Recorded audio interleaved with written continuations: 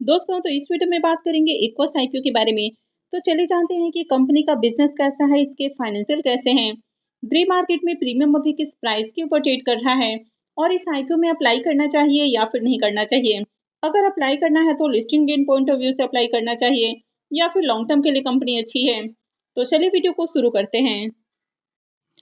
लेकिन इससे पहले कि मैं वीडियो को शुरू करूं, अगर आप इस चैनल पर पहली बार विजिट कर रहे हैं या फिर आपने चैनल अब तक सब्सक्राइब नहीं किया है तो चैनल को सब्सक्राइब कर लें और वीडियो को भी लाइक कर दें। वैसे वीडियो शुरू करने से पहले मैं बता दूं, वीडियो सिर्फ और सिर्फ इन्फॉर्मेशन और एजुकेशनल पॉइंट ऑफ व्यू से बनाई जा रही है। तो कहीं भी इन्वेस्टमेंट से पहले अपने खुद की एनालिसिस करें और अपने फाइनेंशियल एडवाइजर से कंसल्ट करना बिल्कुल ना भूलें। तो सबसे पहले आईपीओ के डिटेल्स की बात करें तो आईपीओ 3 दिसंबर से ओपन हो रहा है, यानी कि वेडनेसडे से आईपीओ ओपन होने वाला है और ये 5 दिसंबर को क्लोज होगा। फेस वैल्यू 10 रुपये पर शेयर है।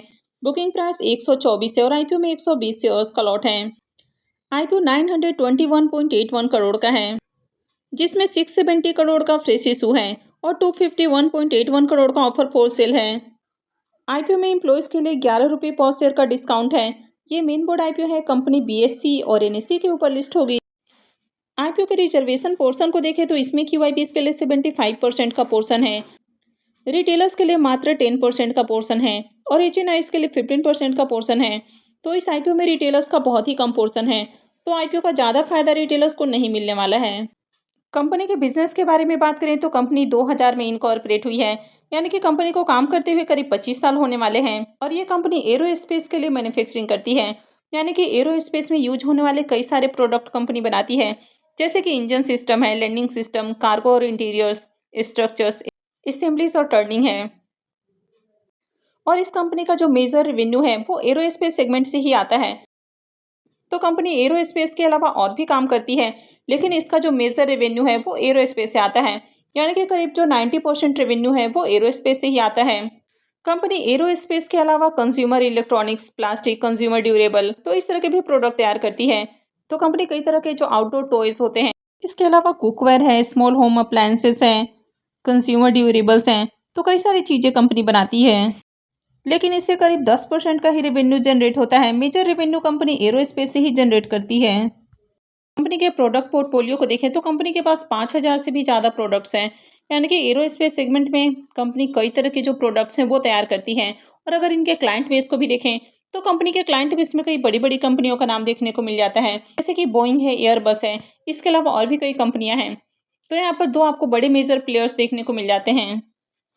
हालांकि यहाँ पर एक नेगेटिव भी देखने को मिल रहा है कि इनका जो मेजर रेवेन्यू है, यानी कि मोर देन 50% का जो रेवेन्यू है ये इनके कुछ बड़े क्लाइंट से आता है, यानी कि कुछ बड़े क्लाइंट्स के ऊपर इनकी बहुत ज़्यादा डिपेंडेंसी है। तो ऐसे में कोई भी बड़ा प्लेयर्स अगर इनके साथ एग्रीमेंट डील को कंप्लीट नहीं करता है, यानी कि कंपनी जिस तरह से ओईएम करती है, तो अगर कोई भी एग्रीमेंट इनका कैंसिल होता है तो ऐसे में कंपनी के जो रेवेन्यू है तो उसके ऊपर बड़ा असर देखने को मिलेगा, यानी कि रेवेन्यू में बड़ी गिरावट आ सकती है। वैसे इस कंपनी के कुछ प्लस पॉइंट की बात करें तो ये कंपनी एरोस्पेस के लिए काम करती है और जो एरोस्पेस सेगमेंट है ये हाई एंट्री बैरियर वाला सेगमेंट है और जो भी इनके पुराने कस्टमर्स हैं तो उनके साथ इनका लॉन्ग स्टैंडिंग रिलेशनशिप देखने को मिल जाता है। हालांकि कुछ नेगेटिव्स भी हैं इसके। तो किसी भी कस्टमर से इनका अगर डील कैंसिल होता है तो इनके फाइनेंशियल के ऊपर बड़ा इफेक्ट आ सकता है। हालांकि अगर ओवरऑल बिजनेस को देखें तो बढ़िया बिजनेस है। कंपनी के अगर फाइनेंशियल को देखें तो फाइनेंशियल 24-25 और फाइनेंशियल 26 के 2 क्वार्टर यानी कि 6 मंथ के फाइनेंशियल हैं। तो एसेट को देखें तो ईयर ऑन ईयर इसका एसेट इंक्रीज हुआ है। हालांकि फाइनेंशियल 25 में देखें तो एसेट थोड़ा सा डाउन है। इनकम को देखें तो इनकम इसका पहले से घटा है। फाइनेंशियल 24 में कंपनी का इनकम जहां 988 करोड़ का है, ये 25 में घट के 959 करोड़ का हो चुका है। फाइनेंशियल 26 के 2 क्वार्टर में 565 करोड़ का इनकम है। अगर कंपनी के प्रॉफिट को देखें तो कंपनी लगातार आपको लॉस में ही देखने को मिल रही है। 24 में कंपनी 14 करोड़ के लॉस में थी। फाइनेंशियल 25 में भी कंपनी 102 करोड़ के लॉस में थी और 26 के 2 क्वार्टर में भी देखें तो कंपनी 16 से 17 करोड़ के लॉस में है, यानी कि कंपनी अब तक प्रॉफिट में नहीं आ पाई है। अब कंपनी को काम करते हुए तो करीब 25 साल होने वाले हैं, लेकिन अभी भी कंपनी लॉस में ही है, तो ये इसमें एक बहुत बड़ा नेगेटिव है। इबिट्टा को देखें तो इसका इबिट्टा भी कंटिन्यू डाउन है और इसका जो नेटवर्थ है ये भी पहले से घटा है। फाइनेंशियल 24 में इसका नेटवर्थ जहां 807 करोड़ का था, वह भी देखें तो 796 करोड़ का देखने को मिल रहा। अगर इसके रिजर्व की बात करें तो फाइनेंशियल 25 से कंपनी का रिजर्व पॉजिटिव है। अभी कंपनी के पास 200 करोड़ का करीब रिजर्व है। वैसे अगर इसके बोरोइंग्स को देखें तो कंपनी का जो बोरोइंग्स है यानी कि इसका जो कर्जा है वो लगातार बढ़ा है। अभी कंपनी के ऊपर 533 करोड़ का कर्ज है। तो इसका जो डेट टू इक्विटी रेशियो है वो 1 के अराउंड है यानी कि 0.99 का डेट टू इक्विटी रेशियो है। तो कंपनी के ऊपर कर्ज बहुत ज़्यादा है। हालांकि यहाँ पर कंपनी आईपीओ से जो फंड रेज करने वाली है तो उसमें से 433 करोड़ रुपए कर्ज के भुगतान के ऊपर खर्च करेगी। तो ये इसमें एक बहुत बड़ा पॉजिटिव है। तो आगे कंपनी का कर्ज कम हो जाएगा। तो कंपनी के ऊपर जब कर्ज कम हो जाता है तो कंपनी अपने बिजनेस के ऊपर फोकस कर पाती है। तो कंपनी के ऊपर जब ज़्यादा लायबिलिटीज नहीं होती है तो ज़्यादा इंटरेस्ट वगैरह के ऊपर भुगतान नहीं करना होता है। तो कंपनी अपने बिजनेस के ग्रोथ में इन्वेस्टमेंट करती है और कंपनी के बिजनेस में भी ग्रोथ आती है। तो आगे हो सकता है कि इनके बिजनेस में ग्रोथ देखने को मिले, क्योंकि आगे कंपनी का कर्ज बहुत कम होने वाला है। कंपनी के अगर आरओई को देखें तो आरओई इसका नेगेटिव है। आरओसी को भी देखें तो ये भी बहुत कम है। डेट टू इक्विटी रेशियो इसका काफ़ी हाई है यानी कि 1 के अराउंड है, लेकिन आगे ये बहुत कम होने वाला है। रिटर्न और नेटवर्थ भी इसका नेगेटिव में है। पैट मार्जिन भी नेगेटिव है क्योंकि कंपनी लगातार लॉस में है। इबिटा मार्जिन भी लो है। प्राइस टू बुक वैल्यू इसका 9.94 का है, यानी कि प्राइस वाइज देखें तो थोड़ी एक्सपेंसिव वैल्यूएशंस है। अगर कंपनी के मार्केट कैप को देखें तो 8,316 करोड़ की ये कंपनी है। तो ये स्मॉल कैप साइज की कंपनी है, लेकिन ज़्यादा छोटी कंपनी नहीं है ये। अगर इसके पी मल्टीपल को देखें तो इसका पी मल्टीपल भी नेगेटिव में है। तो चलिए एक बार इसकी पीयर कंपनियों को भी देख लेते हैं। अब अगर आप इसके कुछ पीयर कंपनियों को देखें तो इसमें Azad engineering, Unimech aerospace, Amber enterprises, Kaynes technology, Dixon technology, PTC industries, तो कई सारे बड़े बड़े नाम हैं यहाँ पर। और अगर आप इनके पी को भी देखें तो इनका पी भी काफ़ी ज़्यादा हाई है। अगर इस कंपनी को इसके पीयर कंपनियों से कंपेयर करें तो इसकी जो पीयर कंपनियां हैं वो फाइनेंशियली काफ़ी स्ट्रांग है, और ये कंपनी देखें तो अब तक लॉस में ही देखने को मिल रही है।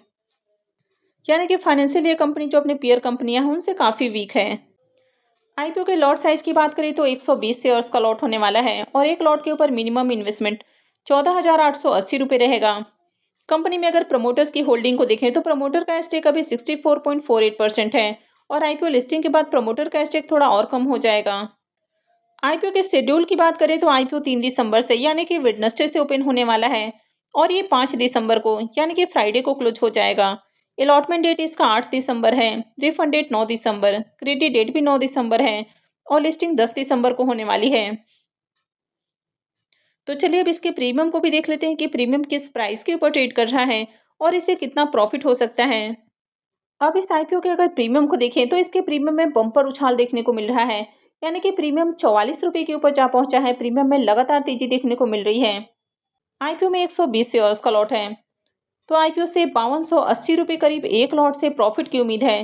प्रीमियम को देखें तो इसका प्रीमियम 35-35% के राउंड ट्रेड कर रहा है, यानी कि काफ़ी हाई प्राइस के ऊपर इसका प्रीमियम देखने को मिल रहा है।